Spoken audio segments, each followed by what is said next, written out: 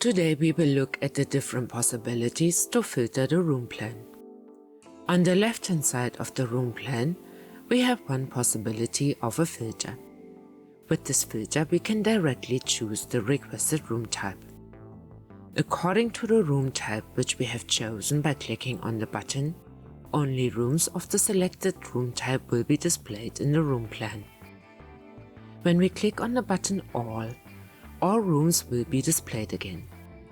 When we click on the button first, the plan shows all rooms starting from the very top. Another way of filtering is by searching for a specific room number. When we click on the title in the column room, we can directly enter a room number and the plan automatically jumps to this very room and displays it at the very top. There is another way of filtering the room plan. When we do a left mouse click on the title in the column Building, Floor or Corridor, another form pops up. The form is using Building, Floor, Corridor or Room type to filter the room plan. We can now set our own filter by selecting the required buttons and finalize our choice by clicking on the button Set Filter.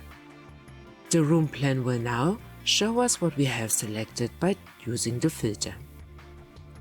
If we want to remove the filter, we must do a left mouse click on the title of the column Building, Floor or Corridor again, and now we select the button No Filter and finalize our choice with the click on the button Set Filter. Now the room plan shows us all rooms and beds unfiltered again.